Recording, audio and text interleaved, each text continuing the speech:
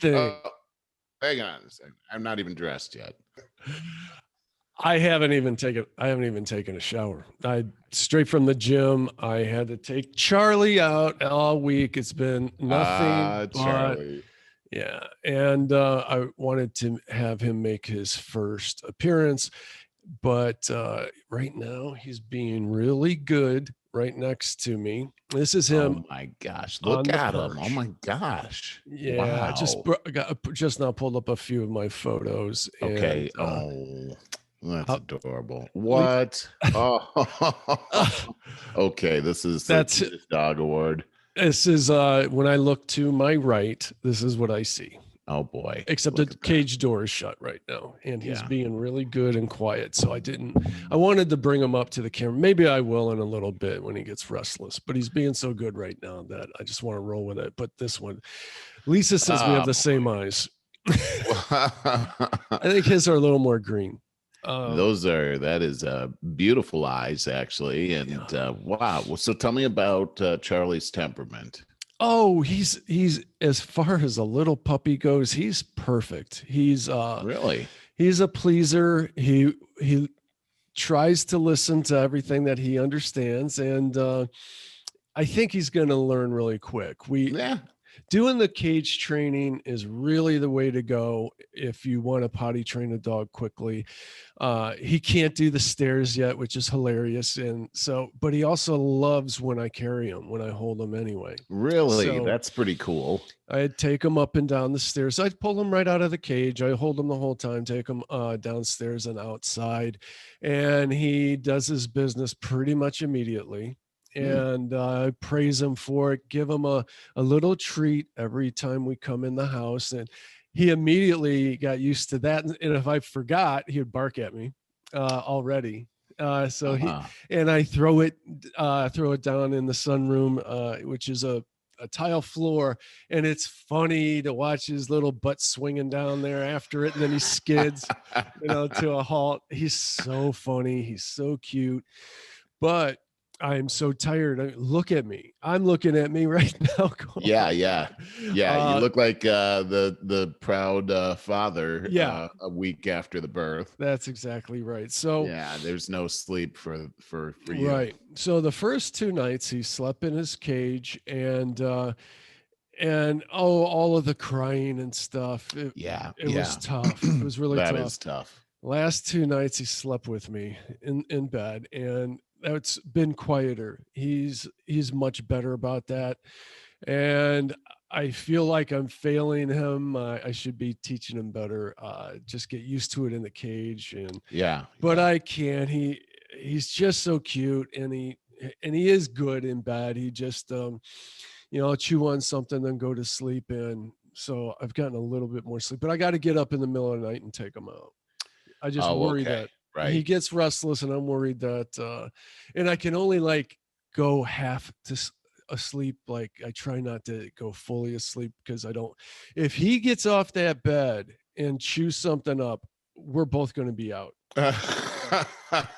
Yeah, I see what you mean there.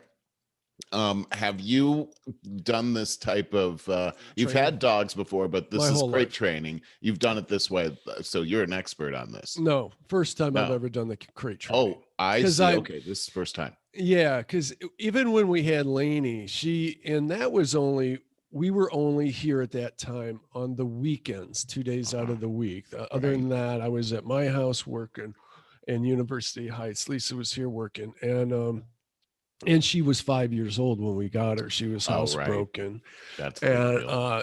So prior to that was Bowser. That was 1998 or 97. 97, I think. Did we even know about crate training back then? Yeah, we did. But I lived in that loft downtown at that time. And it was just 2 guys, 2 guys, me and Brian, my partner at that time, the photographer, and then the third guy being Bowser. It's like, we don't do crates. And right. But I'll definitely say, and this is, I think, in accordance with the show, the theme of the show. It really is. I highly recommend crate training. And The reason I said I think I'm even doing him a disservice at night, letting him sleep with me, is because they learn to get very comfortable and feel safe in their crates. Right. And I even, based on a tip that I heard, I put a towel over the top of this crate so it Uh-huh. feels more like a doghouse. If you ever notice that Right. dogs' behavior, they'll immediately go under coffee tables and stuff They because they like, feel that's right. protected. Yeah. Yeah. It's an So I instinct. think it becomes a deterrent and even something of a trauma when when you ignore your dog and put him in there and he hates going in there because he's going to be ignored for extended hours on end.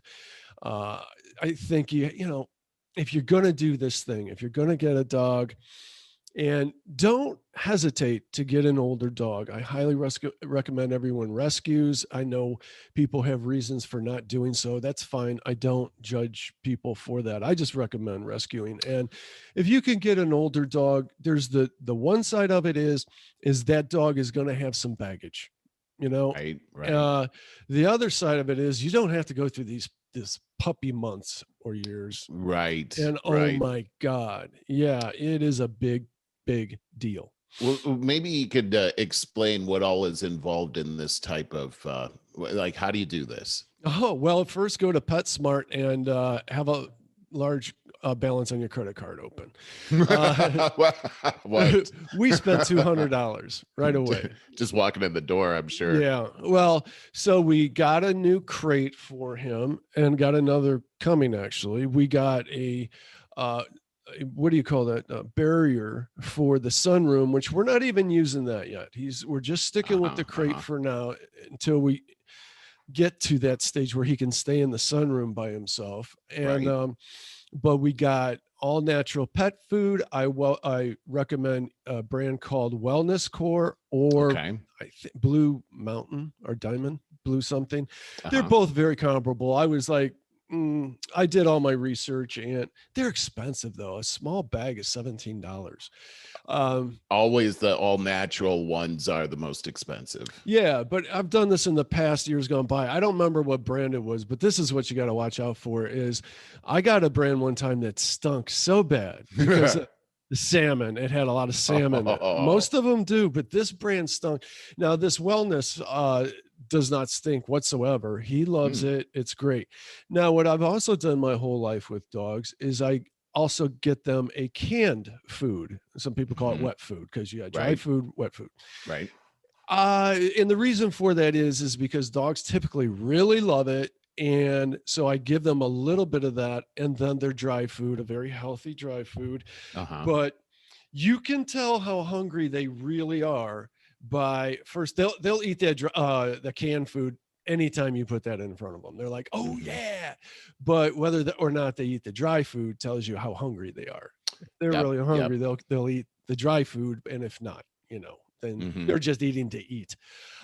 So that's a trick that I typically do. Now he honestly he loves that dry food, this wellness so much that I don't know. After I get through those couple cans of the canned food, I might just stick with just the wellness. It just seems to be Because he likes working it just so fine. much. Right. Right. Yeah, and But back to the crate though. Like, yeah, do you just put them in there like when you're not paying attention to them, or how does that part work? Because I mean, it's that's a very good question. effective. But how do you do this? And that's something that hopefully we can wean him out of there slowly as trust is Right. built. So trying to work during the day, I keep him in that crate right next to me, and it works pretty well. And I'll take him out about every hour and a half, Uh-huh. and take him, like I said, carry him straight outside, and he does his business right away. So from there, as soon as he comes in my opinion, you're good for a good 15 to 20 minutes without worrying about him going to the bathroom on anything. So take advantage of that time if you can, if you have the time, and let him get used to the house. They have to explore. They have to know it's their house and feel comfortable in it. But you have to watch a puppy. They just want to chew everything, including the carpeting, the sides of carpet, the sides of a couch, so you got to Yeah. watch them the whole Yeah. No time. kidding. Right. At PetSmart, also we bought a variety of chewy toys and Mm-hmm. stuff. And I told Lisa, let's just buy a couple of all these different things. You got the solid plastic bones. You got things. Oh, these are really good. These are Purina Busy Bone, and he really likes these. Because they're somewhat pliable. He actually eats them, so I keep him down to I only give him 2 a day. One in the first half of the day, one in the evening, because I'm not sure how good that is for him. Right. I Yeah. would prefer that he chew on these hard plastic or whatever they are things, but he doesn't like them. Mm. And so you got to find what they like. And Yeah. again, make sure that it's as natural as can be. I know that as disgusting as it sounds, do you know those pig ears? Oh yeah. They Yeah, love those they things. do, but Yeah. I've read that they have a chemical that is very much either it is antifreeze or it's a form, something like that. Antifreeze. Holy So, cow. yeah, I wouldn't go that way. Now, what I do have, and I have a video of it somewhere, but I I got him a lamb horn. We got him a lamb horn. It's one of the things, and it's kind of Lamb big, but it's horn. all Wow. natural. It's a real lamb horn, and he is hilarious with this. So he has a mat in the sunroom, and he loves the sunroom. He loves that mat. He goes right on Yeah, when we yeah. come in, and he starts barking at that thing and pushing it away from him and jumping around it and just barking incessantly at it. I think because it was a real organic thing from an Yeah. animal. Yeah. It's different from these synthetic bones altogether to him. Huh. So you gotta A find lamb horn. Where do you get that? at PetSmart. Oh, Yeah, really? I've never seen anything like that there. That's yeah. interesting.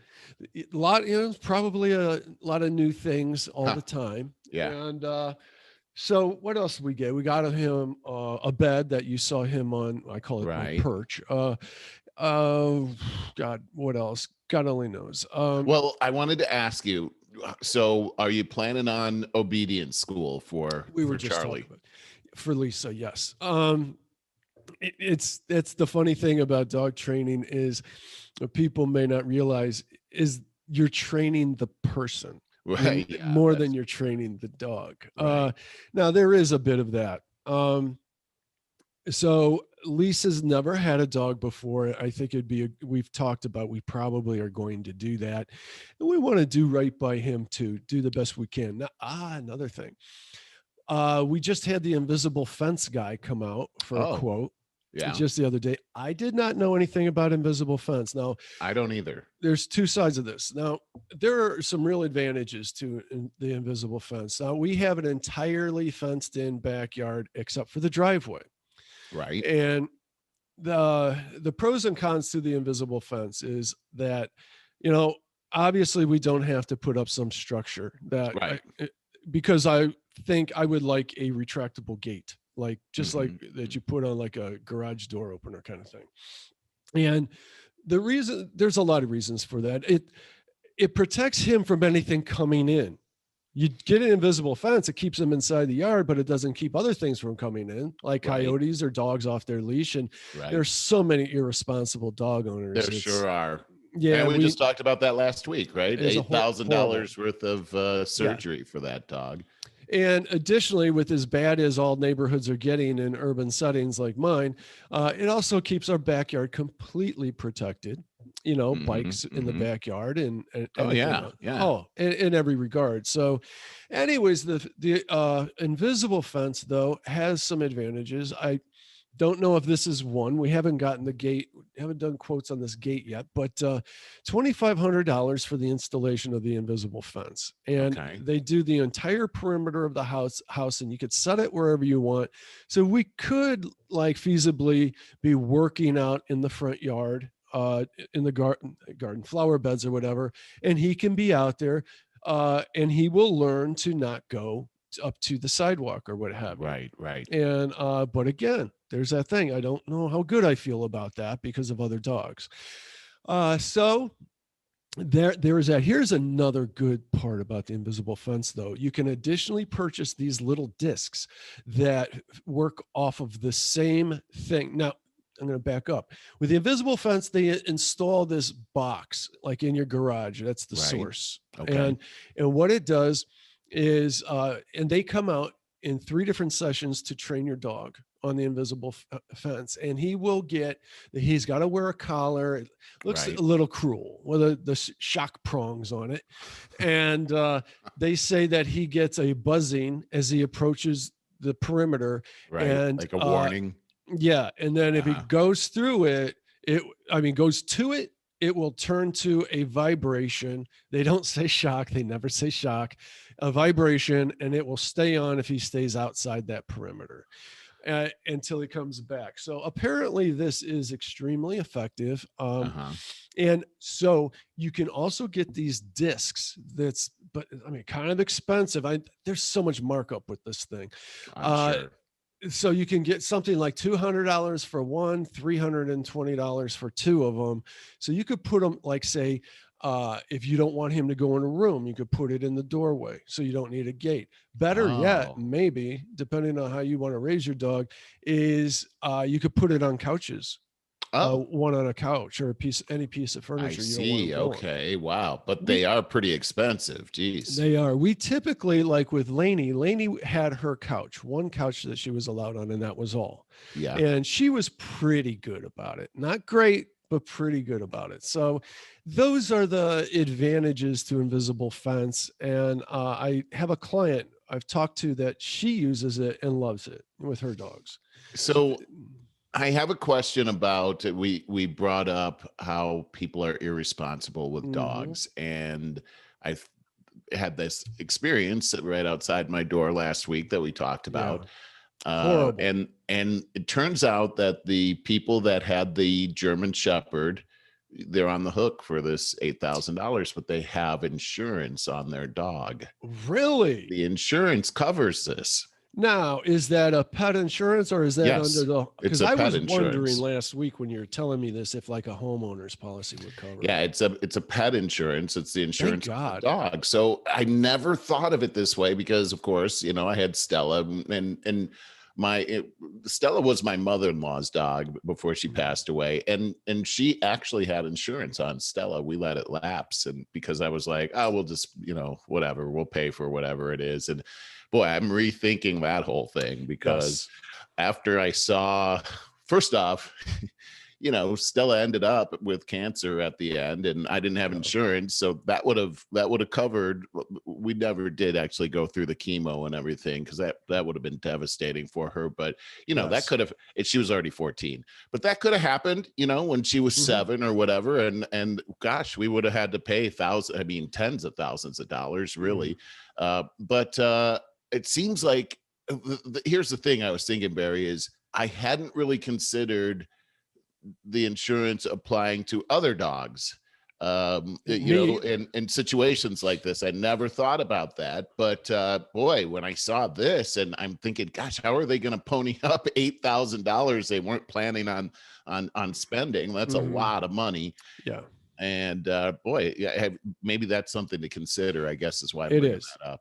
And I have a lot of feedback on that. And first of all, I got Lainey had this propensity towards illness, and that's right. In the middle of our tenure with her, she got really, really sick. And of course, this always happens on the weekend when you have to go to the very, very expensive emergency pet center rather than your regular vet.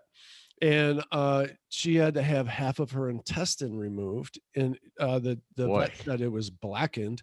And it was a touch and go situation with her for about almost 2 weeks. It's 10 days. It was a horrifying time. Well. I know you remember. Yeah. I asked you for a lot of prayers back then, and I think that had a lot to do with her recovery. She did recover from that, and we had something like another 3 years with her, maybe 2, and then she got sick just the same way again. So quick. It was all overnight. Had to take her back to the same place, and this time her liver was inflamed with cancer. And little did I know, I was all of a sudden, boom, overnight, having to face putting her down. It was horrible. Oh, it's horrible. It's one of the worst things ever. It's the biggest drawback that we all know this. Anybody that's had a dog been thinking about getting another, this is what we all think about in our minds. going through that. I thought about it so much, and I was like, why am I thinking about this? There she is. She's practically a puppy. Yeah, I know. Going back to the point, the excellent point that you brought up is so that in that first go around with Lainey, when she had half of her intestine removed, I never had pet insurance. I never really heard about it. Had dogs my whole life, never needed it. Just regular old dog visit, shots here and there and regular stuff. So then this happened, and I got really dinged for thousands of dollars on this. And remember when I told you about the bike thing, how I said I got 1 year, same as cash, or however they say it, no interest, one year interest free. Right. And how I said, make sure you pay that off by the time before the end of the year, or you're gonna for the full amount, not not the balance. No, they go back to the full amount, and it'll be like 23% interest or something. So beware of that. This is how I found out. So I was paying on that for a year, and then realized at the very end, oh my God. So then I had to put the balance of that onto a low interest credit card. So there's all of that crap. Yeah. Now, during that time, with all those hours I spent in the veterinary clinic, I read up on this pet insurance. Of course, they have plenty of pamphlets there as you wait. Yes, and it's a really good investment, and I'll probably do that here. It's 30 at that time. It was 35. They had a silver something. Oh yeah, the different packages. Yes, like bronze, silver, gold. There you go. You go. And I remember looking at it was $30 to $40 a month, depending on where you went with it. Now you probably do 75 if you wanted to, go that route. But it was about that.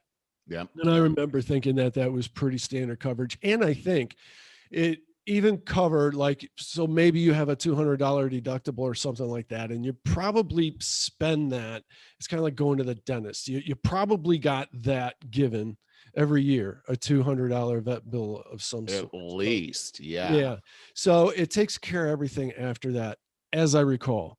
Yeah. The point to this is, if you go this dog route, there's the puppy versus older thing, and oh my God, the puppy thing is like having a newborn baby. It really is. It really is. Well, I look at this accident that happened last week, and here we were with Sheila and her dog, and they were like, okay, here it is, $8,000, shocking. Yeah. But then imagine if you didn't have the resources to cover that, and what's your choice? It's a pretty bleak choice. You're financing it some way or another, and if you are getting sued, then the dog, you're going to lose your dog.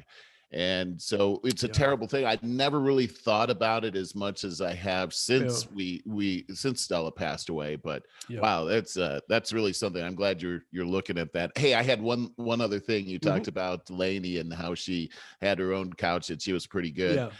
My dad had a dog named Pepper. It was a Schnauzer, and I didn't know that. Oh yeah, and it was really funny because he didn't like dogs, but for some reason he really liked this dog. It's the only dog he ever got, and he loved this dog. And the dog was well disciplined. He was not allowed to get on any furniture at all, and he was really good about it.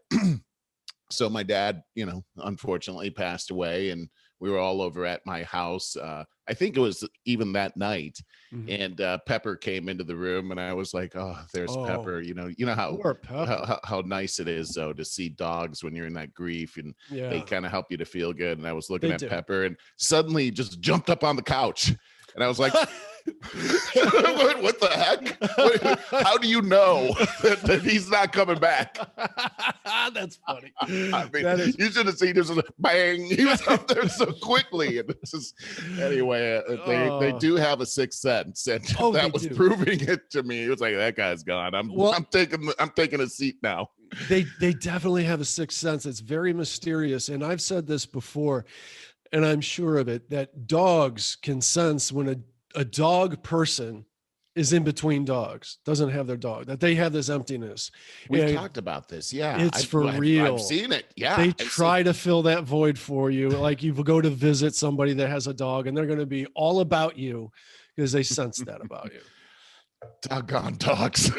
Just to capture your heart. And then it's They're like, the I best. don't, but then you go through that whole thing of that, you know, because love is great, because it's the epitome of love is in between you and your dog, or you and your Yes. spouse. There's Yes. there's similarities there.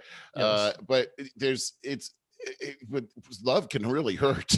Yeah. So But it brings out the pureness in it. It really so pulls worth it it. out of us, and Yeah, it it is. nurtures the love inside us. So they're so good for that. I swear I really believe this, that they're just little droplets of God. They're angels that are Yeah. sent here to do that on this earth.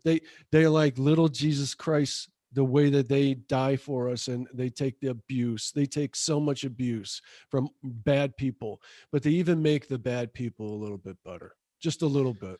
They're just so loyal. You Mm, know, it's just that mm, you compared them, dogs, to Jesus, and I always think about how dog backwards is God, mhm. and just, you know, how loyal they are. Anne Marie would take these pictures when I would leave town of Stella just sitting by the door waiting for me. I wasn't going to be Yeah. back for days, but she's Oh, over there yeah. sitting by the door Yeah. waiting for me and everything. Oh, And it's heartbreaking. it is. And you think about Yeah. that whole Rainbow Bridge thing. I Oh, didn't know about that until just before Stella had to meet her end. And oh my gosh, that ripped me apart just thinking same, about it. same. It's Somebody sent that to me on Facebook just as Lainey passed, and it's it's soothing. it's a glorious picture in my that's it burned into my mind now, that's what's going to it'll make you happen. bawl your eyes out, and that's soothing. That's like cathartic and healing as well. It And by is. the way, briefly, what the Rainbow Bridge is, it's a poem about how our dog. God, I'll start crying. Don't do it. Yeah, look On it up. Look it football. up. Google it. Yeah. Hey, moving So along. funny, man. I know. You know what? We've done this before. When we start talking about dogs for a while, we just start getting too choked up. It just, How do they do it? It's so funny yeah. how they get you. Uh, Wow. yeah. Hey, Just moving along into current events, something very, very interesting that this was yesterday. Did you hear this? Dubai makes it rain to tackle 122 degree Fahrenheit heat. Drones blast clouds with electrical charge to produce downpours. I got a link for that, of course. And just a couple bullets. The rain is formed using drone technology that gives clouds an electric shock to cajole them into clumping together and producing precipitation. Now, this is like a no-brainer to me. That's, clouds it's just steam, basically. It's water right. droplets. And what happens is when it hits a little bit of cool air, that they condense together and, form droplets that are so heavy now that they fall to earth. And people have been seeding clouds for decades, farmers or something like that. I mean, I've known of this for decades. I've heard of it. I remember, Merle, and I remember this was back in our college days or maybe high school, because this is when I was at my parents' house, but as a young adult, reading in the newspaper about, I think it was China. No, it was Russia. Russia was hosting the Olympics that year, and they were accused of, or they reported, or whatever, of seeding all the clouds so that it would get the clouds out of there, so it'd be beautiful for the Olympics. I heard that too. I thought it was like 40, China, but 30 years ago. 30 years yeah. It was a long time ago, and I remember and then I remember thinking, "Come on, that sounds outrageous." It sounds like common sense to me. Yeah, but just the fact that we were so concerned about what Russia was doing back then that we would come up with these crazy ideas, and that of the technology that they had. This sounded like one of them, and it could have been. Yeah, you don't know. You don't know. Yeah, but it sounds common sense to me, though. So even when I read about this, it's like, well, why haven't we been doing this for years? I mean, it sounds so easy. It does sound easy. Like what? There are reasons, of course. There's some prohibitive. Like you would think that we could prevent hurricanes by going out there and electrically charging them with drones to make them dissipate before they they get to land, right? Yeah, you would think. But I mean, I know there's reasons that it's so challenging. I really just have two more bullet points here. The UAE is one of the most arid countries on earth, and the technique helps to increase its migrate, annual downfall. I don't know what that means. Meager? Is Is it that what meager? they meant to Yes. say? Yeah. I guess it's Meagre. I've never Sounds seen like that they word. spelled it wrong.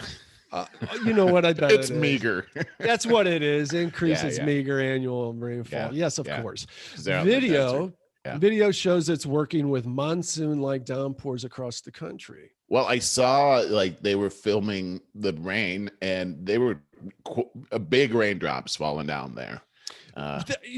So California, with all of its wildfires, maybe don't have enough clouds to do this with. Well, see, that's what I was thinking is it sounds like they were able to electrify actual rain clouds, but the problem is I'm looking out my window right now. We just don't have clouds in the sky. Yeah. So how do you clouds? There's nothing to electrify up there. Right. I've seen some really weird stuff though out here. We were, how people are always talking about chemtrails, and I don't know what the deal is with chemtrails. What's the deal? Is it real? Seinfeld. Are they doing something up there? What's going on? You're talking about from jets, right? Right, exactly. That's supposed to just be water vapor, isn't it? Well, sure, but then there's all these theories out there that they're doing something to the air, or maybe even they're trying to seed the air so that there'd be more rain, or there's all kinds of stuff like that. All these theories, the chemtrail theories and everything, and and and what they say, because I don't buy into this, but what they say is that, well, look, it seems pretty random. Some planes are producing these so-called water vapors and other ones aren't, and how come that is? And so this debate's been going on for a long time. I've not heard about any of that. So we were standing outside one day with my neighbors. I live in a townhouse, as you know, and when I open up my garage door, usually a few of my neighbors come over, which is so cool. I love that. Yeah. We just stand out and laugh. And one day we were out there, and we noticed this plane. It was the single pilot, just a plane, and it's like it's just flying around our neighborhood, and there's these vapors coming out of the back of it. It's only a few hundred feet up in the air, and we're just like, what in the world is that? What could that be? And it came back and did it several times. We have no idea. Intentional. I mean, it was absolutely, it was intentional. And it's like, well, I don't know what that could be. Oh, and another thing we see out here now, which I hadn't seen before, are skywriters. When they fly up in the sky and they use the smoke to write things in the sky.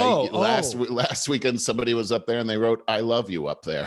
I haven't seen that since I was a kid. Since I was a kid, right? Yeah, we're seeing that again up here. It's kind of interesting. That's speaking of California. We got a lot of crazy things going on. Always, man. We've developed a California segment on this show. Just out of necessity. We should have a picture for that with our governor and us like and a hammer and laughing. sickle. Yeah, exactly. California passes guaranteed income plan with no restrictions. I have a link to a YouTube video on that. Oh my gosh, I don't tell. You're gonna have to tell me about this. What do you want me to share it? Yeah, because I don't remember. No worries. I don't remember the details. So it's coming fast and furious over here with everything happening in California. It's outrageous. It's outrageous. Like what? Yeah, tell me. Well, this is it's a 5-minute video. I don't want to play all of that. No. Obviously, it's a Fox News video. I remember watching it, but I don't remember the details. But I'll leave the link in the show. Okay. Well, we're seeing all kinds of stuff happen. I mean, Gavin Newsom rolled out the red carpet for the homeless of America to come to California. But wait a minute, because they were also, I saw a news article about trying to clean up Venice Beach, so to speak. Yeah. So very good. So we have a sheriff here in Los Angeles County, Villanueva, and I see this guy as a hero. He just stands in the gap for everything. I love this guy. God bless him. And so he decided that, hey, we're doing something about this Venice Beach. We're cleaning it up. So he in the sheriff's department, has been decimated by the police. Defunding the police kind of thing that's happened over there. Yeah. So he's operating with one hand tied behind his back, but he thought this whole Venice Beach thing was so bad. You've been there, you've seen the devastation that's happened to this. I saw the very beginning of it. And it just got a lot worse. Oh yeah. they cleaned it out. And what'd they do with these people? Well, they're back, and there's more of them now, and they brought more stuff. Wow, that was great. It was quick. It was. I remember when I was a kid, I bought a Super Ball. Never saw one of those before, and I was like, "Well, that's neat." And I threw it, and I hit it on the ground, and it hit me right in the face. And it's like a big bruise on my face, and that's exactly what happened with those homeless people. It's just we thought we got rid of. Boom! I hit you right in the face. They're back with a vengeance. It's such a problem that nobody has a real answer for. We could use that as a subject matter for every podcast, and we'll never come up with a good solution. We could, and it's a shame because we have some of the most beautiful beaches in the world here. Yes. And it's a haven for homelessness. I mean, of course, I remember seeing, living in Cleveland and seeing people sleeping on those power grates so that they could stay warm in the wintertime. And I would think, if I were one of those guys, I think I would hitchhike to California. I'm absolutely sure that's what I would do. I would come here.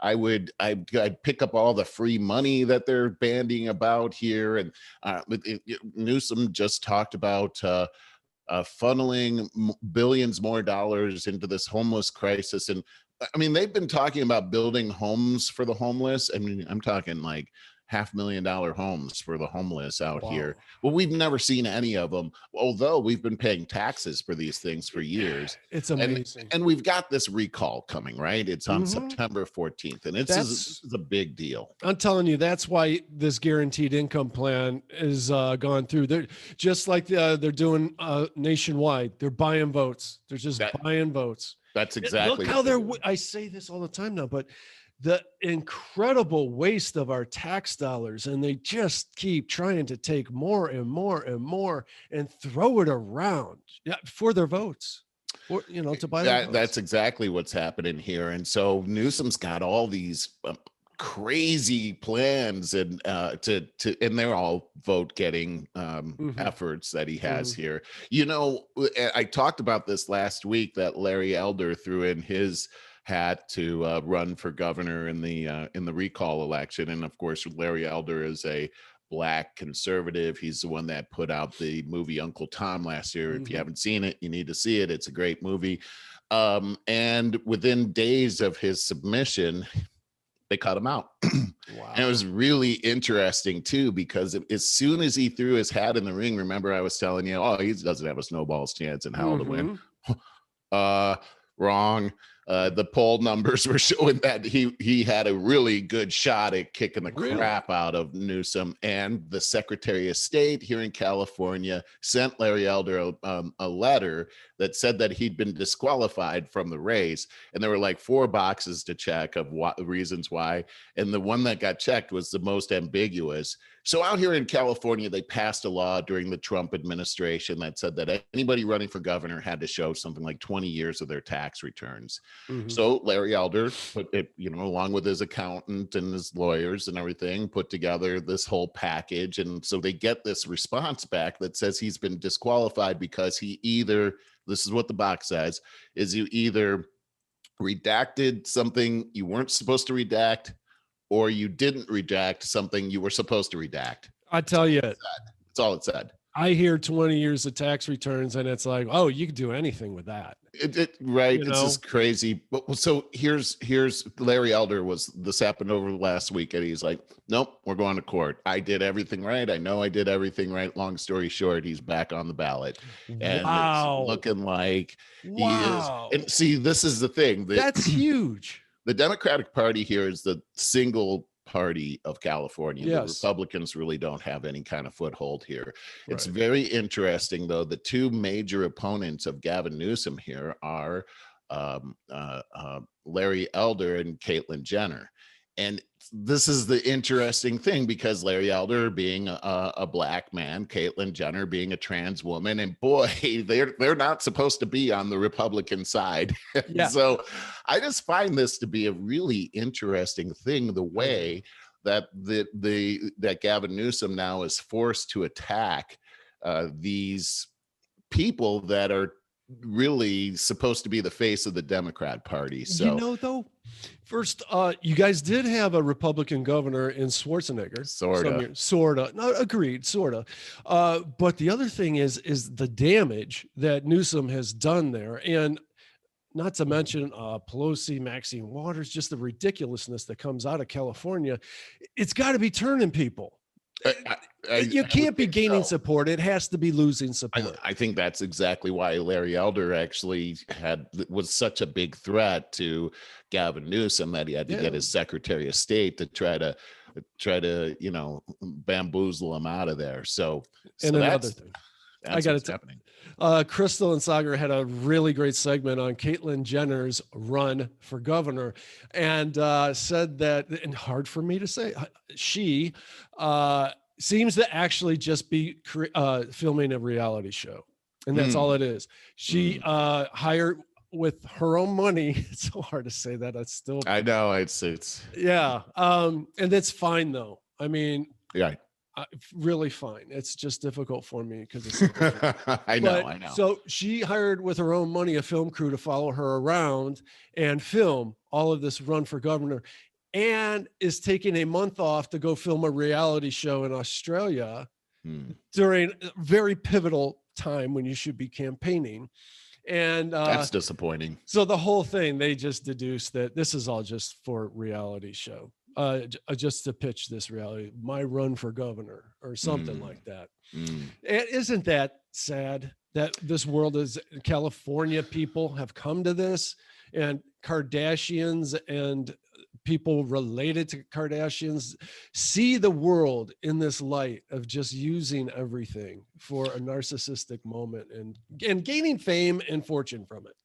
You know what's really interesting, Barry, is the way that this recall works. And you brought up Arnold Schwarzenegger coming in as a Republican here, but you have to look at how the recall is, how it works, is that any number of people can run for governor here. And when the recall happened and Schwarzenegger won, he only got about 18% of the vote.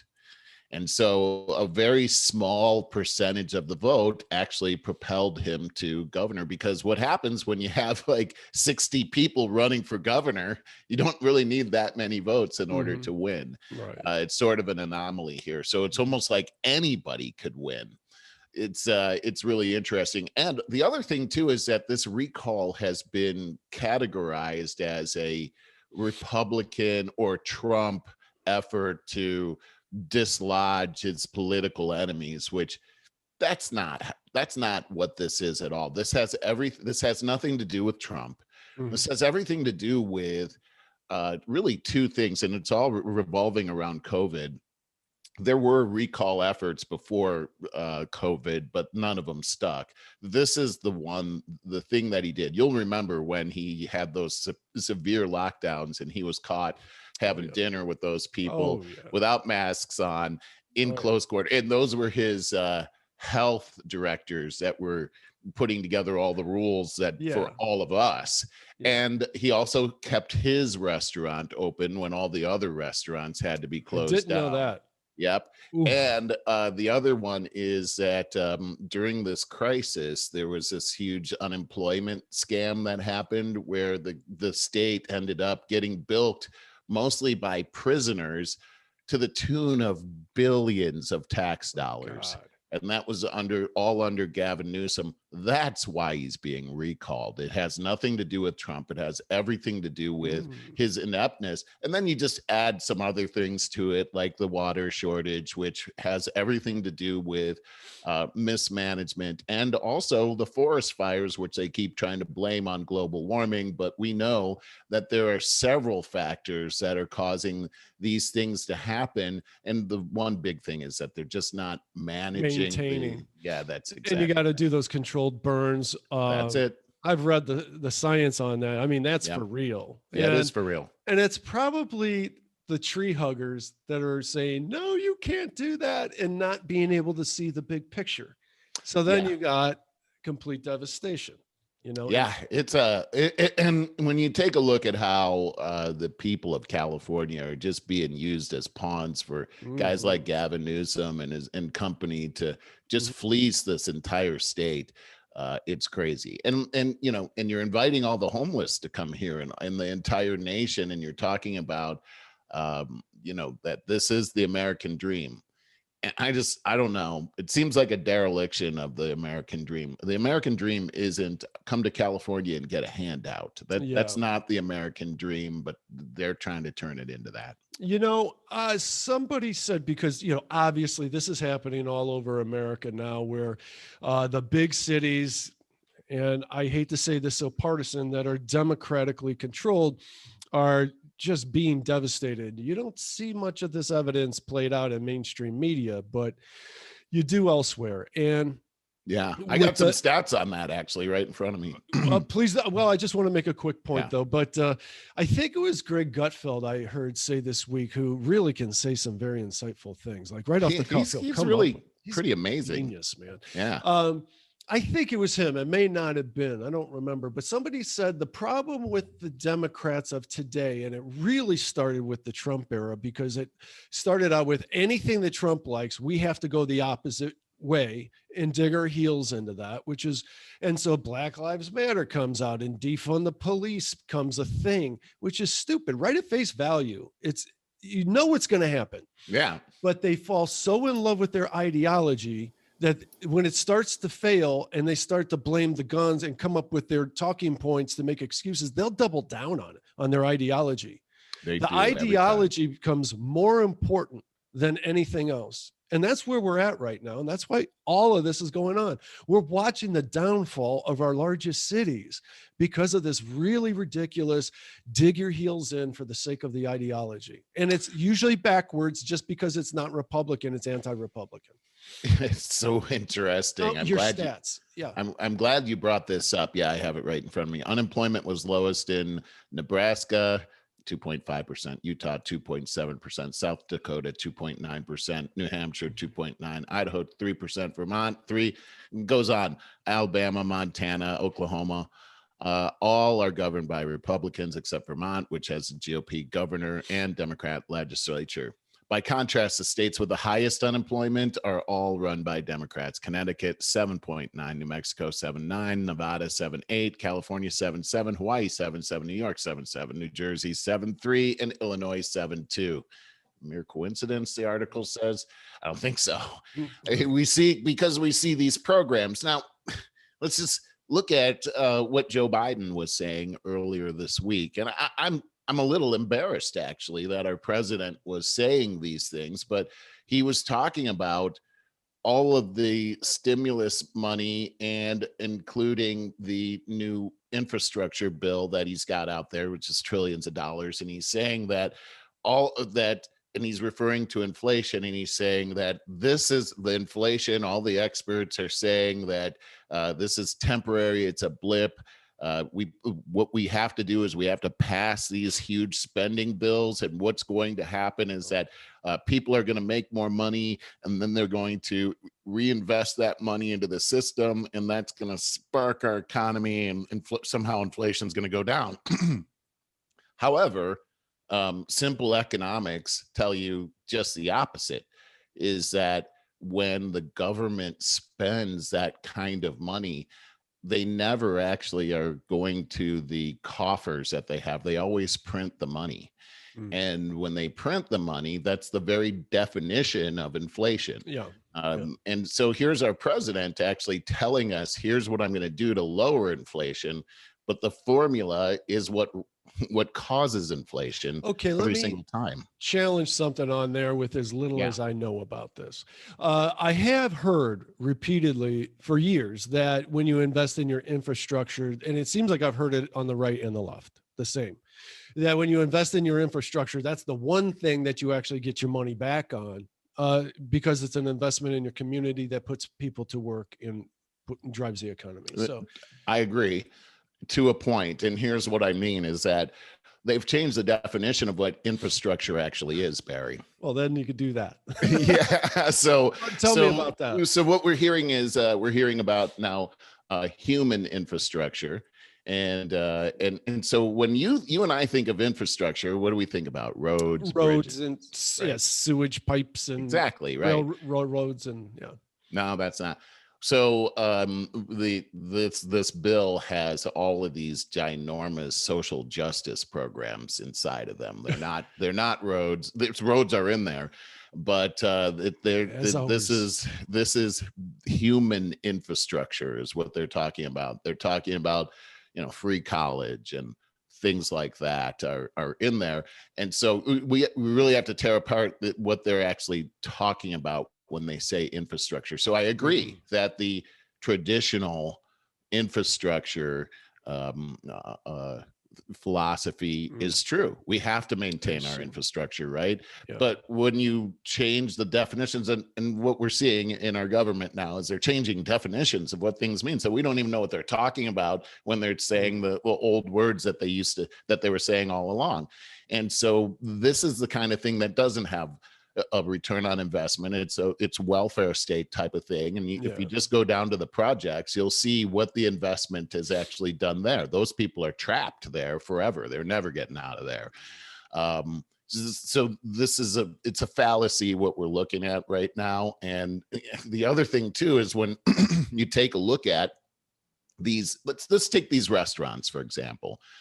Joe Biden had a town hall this week with CNN. I don't know if you had a chance. Did you see it, Barry? I didn't. I've only heard a little bit about it. It was classic Joe Biden up there with the, what we've seen so far, where he seems to rant about things and then forget what he's talking about, and then have like several different subjects he's trying to work at the same time. That's what it was sort of embarrassing. But he was talking to a restaurant owner who was saying, hey, I can't even find employees right now. We've seen this, right? It's a terrible thing. And he's saying, well, it's because people aren't going back to work. You're going to be in a pickle for a long time here. Here's the deal. Pay them more. That's what you need to do, is pay them more. And it's like, okay, again, I mean, this is simple economics here. These people have not been able to make a profit. Their profit margins are very slim to begin with. They've had to scale back. At some points, they were closed for weeks and weeks at a time. And so now they're barely making it. I mean, it's almost like they have this much oxygen. A lot of people haven't. I mean, they had to dig into their own nest eggs, take out loans. So now you're telling them pay more. Now, here's what's really interesting is before he told them that, he said, well, look, we kept you open. So we kept you open. We infused money into you. Okay, so now here's what you're going to have to do. You're going to have to pay them more. And so here's what I heard is that you're going to do what we tell you to do because we gave you the money. Now you need to pay them more because we're not going to stop doing what we're doing. And that's the thing, is that they're forcing them to pay them more. And it's almost like they're competing against the government, who can print money. And you can't print money or you go to jail. And you don't have the resources, and they're saying you got to pay more. And now he's characterizing it also as, hey, you're in trouble because there's all these other new jobs that are out here, and the new jobs are paying more. And so they just don't want to be waiters anymore, or waitresses, which I don't know if that's so true either. I know. It's an interesting thing that's coming from the leader of our country, and seems to be a misunderstanding of how money actually works and how business actually works. Absolutely. And we talked about it before. It's viewing anybody that owns any small business or whatever as if they're rich. Right. And it's how out of touch they are. But it's such a childish outlook on things, a simplistic outlook on things. And I'm going to tell you what, Merle, I feel like all of this stuff it's just pushing that pendulum so far to that top, and keep they're putting more and more pressure on it. I think it's going to take a big swing back. And we got another, I think you're right, 3.5 years. I think there's going to be a big movement against this. Additionally, like you've probably heard about how the NFL is really doubling down on wokeness this year. And it's a shame. People, I feel it. I'm seeing signs of everywhere that people are getting fed up with this wokeness stuff. You're even seeing these mainstream, the late night comedians that are semi neutral but lean to the left, that are I'm trying to, is it Bill Maher? There's a couple of them that have been kind of really speaking out against this stuff. Bill Maher has been really speaking out. He's got a big audience, and he does. And here's an interesting just thought about Bill Maher. Sometimes when I watch him, I get so turned off. I got to turn the TV off immediately. His slimy cynicalism. It is slimy, arrogance, right? Yeah, it's kind of slimy, and you feel like you've been slimed sometimes when you watch him. But sometimes he's very compelling, and you can't help but watch him. He makes some good points. He does, and it's like very sharp way. Yeah, I want to be mad at you, Bill Maher, but you just made sense, and I hate that. yeah. But anyway, sometimes I feel like, you know, he's a comedian at the very heart of it. He's a comedian, right? And I'm seeing that in this new world that we live in, comedians are actually under attack because, man, they made a joke, 10 years ago or whatever, and now they're being crucified for it. And I think Bill Maher is smart enough to realize that if he doesn't fight this, he's next. Oh, there you go. And I heard from somebody that I admire a whole bunch. I refuse to say his name this week, but said that comedians are the canary in the coal mine for wokeness, for Marxism. I agree. You could see it throughout he said artists traditionally have been, but he says today more than ever that comedians and artists, when you start censoring what an artist can produce, you're in trouble. But free speech, comedy, when you can't have a sense of humor, so many comedians refuse to play at colleges anymore because they don't have a sense of humor. They're offended by everything. The comedian, he used to be the host of the Daily Show, John, I can't remember his last name. He's the one that he went on late night recently and talked about the Wuhan virus. And he made the joke about, we have this Wuhan virus happening. Where did it come from? I don't know. Maybe it came from the Wuhan virology lab right down the street. And he made that guy, the host of it, who's super far left, really uncomfortable. Oh boy, was he ever uncomfortable. Look, can we talk about this any more vaguely? We don't know anyone's name. Yeah, right. I have John Stewart. Yes, there you go. Is the guy's name who's finally talking against the silliness of this stuff. Right. And I gotta say, I love Jon Stewart now. I had no idea what kind of courage this guy has. That's but he came on that show and just he would not be denied. And when the host tried to come in and mitigate that situation, I wish I could remember his name. Jon Stewart just he just let it loose, and it was great. And now look at what's happened as a result. We're seeing this. First off, that's total mainstream. Everybody saw that. Now we see Dr. Fauci and Rand Paul. I mean, this is the last. You see those reports with Rand Paul and Fauci going at it. Right. Read it from the left. And then read it from the right, and you got two different things going on there. From the left, they're painting Fauci as a hero that put Rand Paul in his place, and from the right, they're just talking about. And no, I'm not going to say the right. I heard once. I'm going to have to stop saying Crystal and Sagar's name because I bring them up all the time. I subscribe to their stuff. They're putting out great content on I think a daily basis. So, and they're both very moderate. And anyways, they read right through this, that Fauci, his whole act was totally scripted.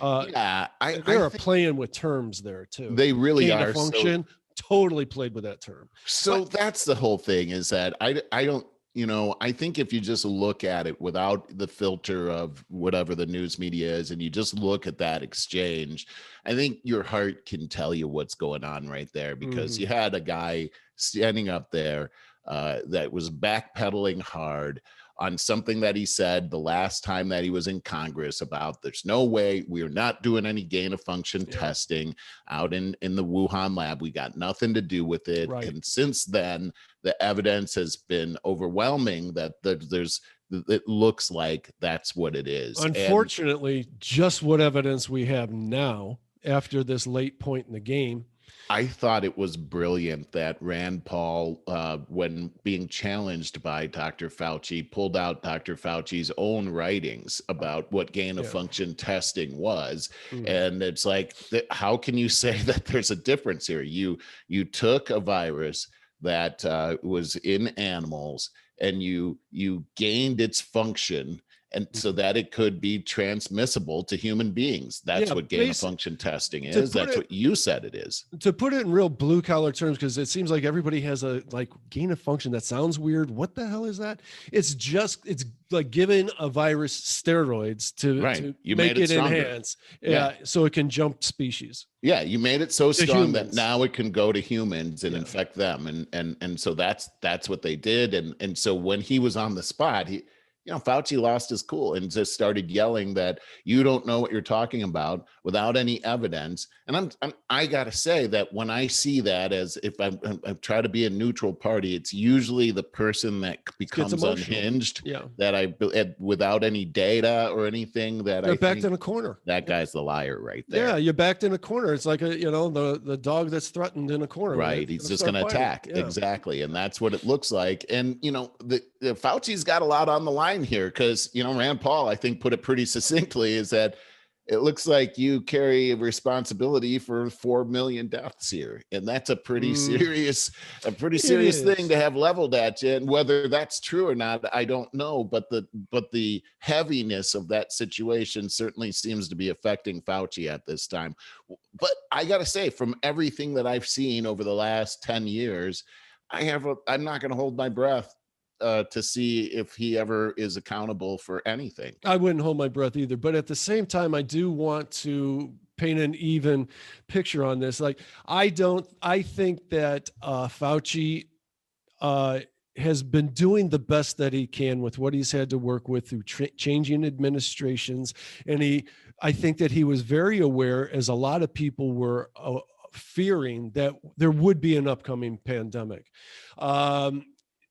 Now, how responsible is he for that lab leak is really questionable.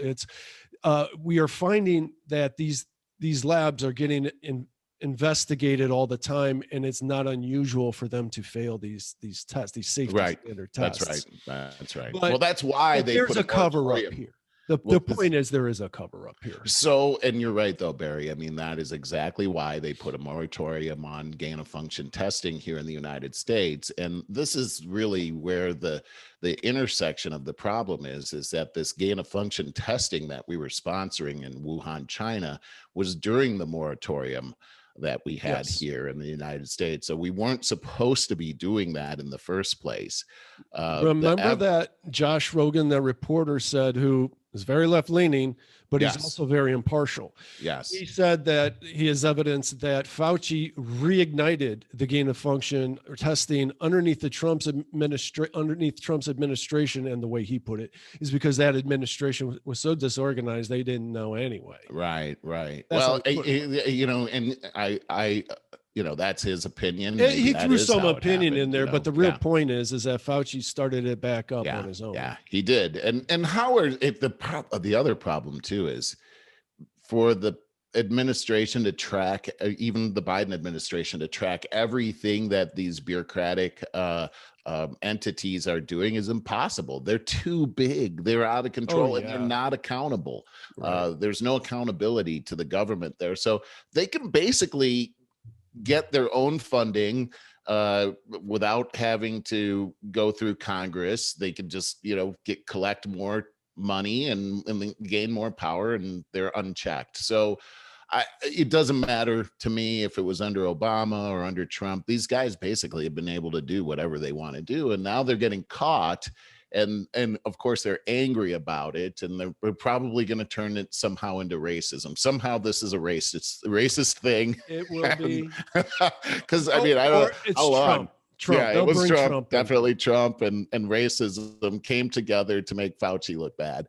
Right. I'm sure that's going to happen. But I mean, we are really dealing with some serious stuff. So take it. Here's the next thing, Barry, we talked about this last week in Texas.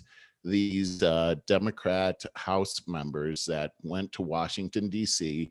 so that they couldn't have a quorum for this voter rights bill in Texas. So they went there. They were lauded as heroes, and then they got COVID. 5 of them got COVID, and one of Nancy Pelosi's aides got COVID, and the vice president had to go to Walter Reed on Sunday, I'm sure, to get checked for COVID. But all of these people had their vaccination. And so now this whole question about, we've been hearing Joe Biden talking about the pandemic is because of all the unvaccinated. And we're starting to see information coming from the UK that said this week that 40% of the hospitalizations that they're seeing are from people that have been vaccinated.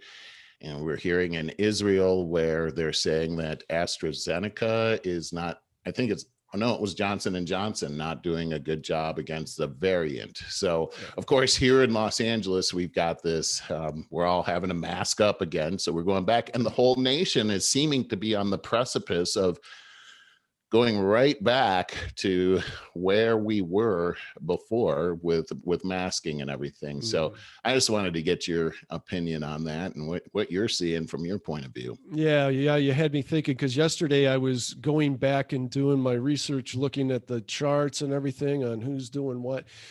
Ohio itself is like, if you look really close, there is a minor uptick in cases. There's a country, I can't remember which country. Is it Australia? I think it's Australia. Yeah, it is Australia. They're really going back up. Yeah, they have been. Yep. So I don't know. I don't know what to say. You know what I really think? I hate the partisan stuff of this, and I don't mean this in any way, but I'm vaccinated. I'm not worried about it. And I'm going to be really pissed off if somebody says I have to wear a mask again. Well, and the people out here in California have basically laid down and said, "Oh, put your mask on. I've been vaccinated." Okay. There's nobody's fighting it. Let me back up. I was in the drugstore the other day, and of all places, you'd think masking would happen in the drugstore, right? Because people, who knows what they're coming in to get their prescriptions for, right? I mean, you almost want to do that anyhow. Right. But I saw most people had masks, but there was like maybe 4 or 5 people just running around without their masks on. And I thought, well, that's kind of interesting, but especially out here, because boy, you get the stink eye out here if you do anything wrong as far as masking goes. But yeah, man, it's very interesting. And here's a thought that I had, and maybe this is just a crazy thought, but I thought, what about these Democrats that went to Washington from Texas? When they got tested for COVID, which test did they get? Did they get the antibody test or the pathogen test? And here's why I ask, is that if you got the vaccination causes antibodies in your body, right? And that's how this whole thing works. So if you got the antibody test, you might test positive because you got the antibodies in you. I just wondered, no one said what kind of test they took. So I thought, has anybody thought of this? Was it 3 people that got diagnosed? It was 5. And then this is another thing that I found interesting, is that the count went up to 5. I think it was on Wednesday. And Jen Psaki came out and they were asking her, I think it was Fox that was asking, what's the latest count? And she said, we are not going to any more COVID. And see, they got accused of having a super spreader event, much like Trump had been accused of that. Of course, they're the ones that started that stuff. They came up with it, exactly. So but they don't like it when Now here is the interesting part, Merle. So if now it's 5 and counting, God only knows how many. And I thought they said that they were all vaccinated. Do you know how big they? Okay, so what's not adding up here? It's been reported that like the vaccines of new people that have gotten COVID throughout the United States, 99 point something are unvaccinated. Okay. Right. Yeah. So what's the truth? There's some funny business going on there. There is. They can't all be vaccinated and have this outbreak of COVID. So there's a lie there, or the vaccine isn't very effective. It's one or the Right. other. Either choice isn't good, and bad. they want, it seems like they're trying to hide, they don't want to talk about either one. Right. And it's kind of important when you've had, 150 million people have been vaccinated here. Tell us what's going on. I mean, it doesn't send a good sign here in California when everybody's vaccinated people have to put their masks back on. Agreed. I think that I think that's a kind of a scary thing, because everyone was promised that this works and blah blah blah, even though it's under emergency use authorization. I think somebody like Joe Biden, the president, needs to somehow instill confidence in the nation here. Yeah. And he seems to be ill-equipped to do that. Yeah, his handlers have to tell him what to say, and they haven't done that. Well, he's got to not only say it, he's got to say it with conviction. Like he can't have that wide-eyed look on his face. Remember, or do the creepy Oh, you can't whisper it. Please don't whisper COVID information to us. And with that, this is a good time to lighten this up, because we just did right there, because we got to move on and get to the after show. On the lighter side, I don't have much. I tried to pull these links up onto the Daily Mail, but they have so much ad crap on that site that it was bogging my system down. I'm just going to tell you that these two stories which are linked are really funny. There is a story. I'm going to read the headline in quotes. "There's no good reason why we have to wear a bikini," says Norway's beach handball team, who was fined for ditching their skimpy bottoms in change of non-regulation shorts. And they revealed that they wanted to make a statement for a very long time. So, they're from Norway, of course. They want to be as woke as possible. So they rebel and ditch the bikini bottoms in favor of like the spandex sports shorts. Gotcha. Okay. So I read that. I didn't read. I read the headlines and the bullet points. That's all you got to do with Daily Mail, and you're good to go. And I thought, well, I thought I could see that, to be perfectly honest. Me too, actually. Yeah. I mean, they showed a photo. What's the reason? Right. Almost like thongs, practically. Right. Then I go to the next story. Okay. They're not always insensible shorts. The Norway's beach handball team, who were fined for refusing to wear the bikinis while competing, show off their stunning figures in skimpy swimsuits on Instagram. I mean, very, very revealing bikinis. Yeah, they're doing the Instagram model thing. They're like, don't objectify us. And then they go and do this. There you go. You know what that reminds me of? Do you know who what's her name that plays Scarlet Witch in the Avengers? Olsen. There's the Olsen twins, and then their sister, who made it, is more famous. Mary. There's Mary Kay and Ashley. Yeah. The twins. There's another one. Yes. Oh, I didn't even know that. Scarlet Witch in the event. I never watched it. Well, she complained. This was back in one of the Avengers movies a couple of years ago.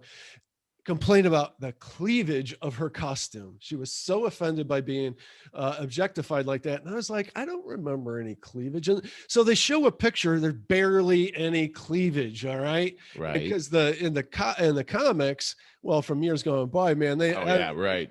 Female superhero was in a bikini of some sort, right. Because the target audience was pre-adolescent boys. Yes. Yes. So anyways, and it's funny, I saw a meme with that picture of her in her college with that in her costume with barely any cleavage, and her quote about being so offended about having to show cleavage. She goes to every Hollywood event nearly naked. Isn't that something? Yeah. I mean, she's choosing what to wear, when to promote herself. And the hypocrisy of this stuff, the woke movement is always completely hypocritical. Yeah, it is. It's Hollywood morality going on here. We see it all the time, and it just is what it is, I guess. How's that for the? You gotta laugh. Yeah, I like it. Good work. Good work. I like it. With that, hey, folks, please go to over50startingover.com and sign up for our mailing list there, so you get this and all these links that I'll share with you. Because who doesn't want to see the Norway handball team? Right. Hypocritical. Exactly. All right. Talk to you next week. Love you guys. You got it.